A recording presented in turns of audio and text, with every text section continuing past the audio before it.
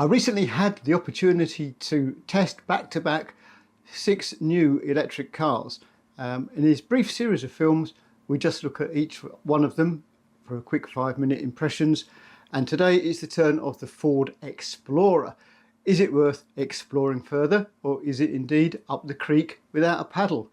Well, watch the film and find out what I thought.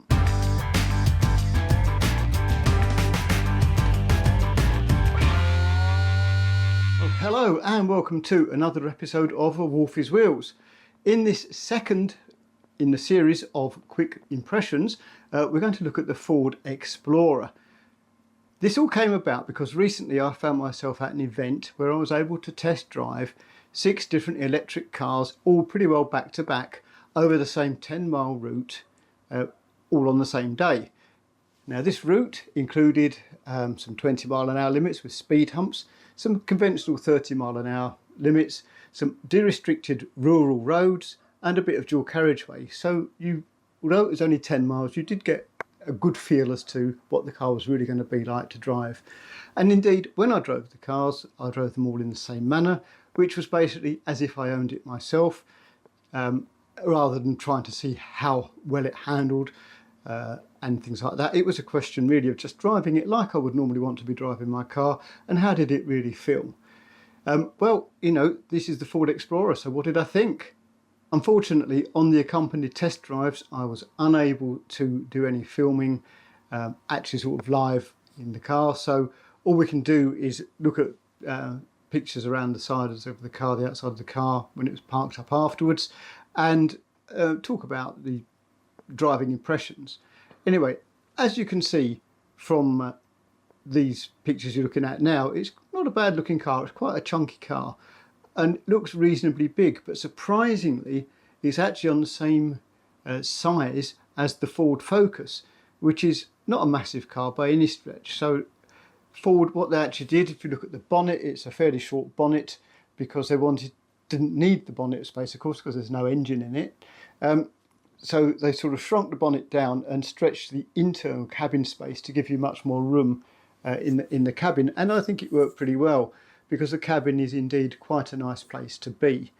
So being an SUV, it's got a fairly sort of tall, high up driving position and a nice square back. So I think you'd be fine getting dogs in the back, although surprisingly it's recently released or about to be released close sibling, the Ford Capri, has technically speaking got a bigger boot than this SUV, but the shape of the Capri is more sloped, so actually it's not as square, and therefore I think if you're a dog owner you might prefer to go with the Explorer. They're pretty much the same car, just with a different body on them, from what I could gather from the guys on the Ford stand. So what did I actually think of it when it came to driving the car?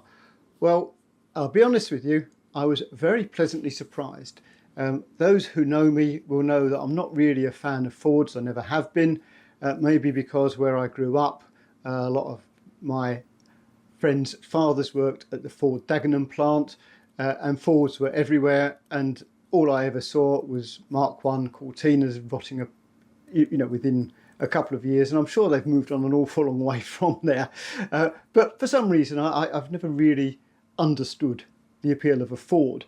So really probably the biggest compliment I could actually pay this car is that I rather liked it.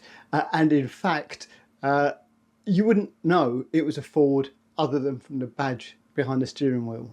That is, in my view, how good it actually was. It was a very, very pleasant car to drive. The ride was very composed, and indeed, you will know possibly that we actually have a Model Y in the household, and there's no question this car drove much, much better than the Model Y does. Although, to be fair, the Model Y does have more space inside and much more luggage space. So from a terms of practicality, it's not as good as a Y, but in terms of a slightly smaller car and how does it ride, which is really what we're looking at here, it actually drove very, very well. So I was very impressed with it. It's got a nice big screen in the middle. It seemed very responsive. The sat-nav seemed very good. And overall, I came away quite pleasantly surprised. There is, however, a bit of an elephant in the room. Now, elephant in the room is, as you can see from the screenshot attached, is that the recommended on-the-road price of the car as I tested it was £53,000, which is quite a lot of money. And appreciating that nobody actually bothers to, or nobody ever buys cars outright, they just go on PCPs. You can see from the attached PCP that over a 48-month period, if you put 5,000 down, which is give or take 10% of the amount, is going to cost you £579 a year, which is not insignificant. And to be quite honest with you, I probably wouldn't buy the car for that price. It has got some good features. I mean, I saw genuinely a range of over 300 miles because it had over 200 miles on the clock of range left at 65%. So just doing the maths, that would suggest you've got a genuine range driven by a wide variety of people on the same day of 300 miles, which is very competitive indeed. But the other elephant in the room, apart from the price, is its ability to fast charge. I mean, it's capped at 135 kilowatt hours of charge, maximum speed, which when you're out on the road is not that great. I mean, for example, and everybody uses this as a benchmark, the Tesla Model Y is 250, so that will charge pretty well twice as fast as this Ford will. So we'll just sum up the Ford Explorer. It's actually a very nice car. As a standalone car, forget the fact it's electric or anything like that, it's a nice car, it's a nice cabin ambience, it drives very well, it's a very, very pleasant place to be. The price is extremely high, I think, for what you get. You can get more practicality, better range, faster charging speeds, etc. for a very, very similar price if you go to some of the competitors. And in particular here, I'm thinking the Model Y Tesla. But, you know, is it a bad buy? Probably isn't. No, I wouldn't say it was. If that's your choice, then I'm not going to knock it. It's very far from a bad car. Anyway, I hope you enjoyed the quick impressions. If you did, please give it a thumbs up. Share it, tell your mates. You may even like to subscribe. Subscribing to the channel doesn't cost you anything. I make nothing out of it.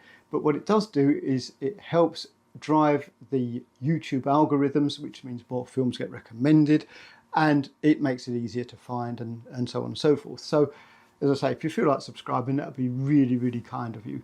So meantime, it just leaves me to say thank you so much for watching, and I look forward to seeing you in another edition of A Wolfie's Wheels. Bye.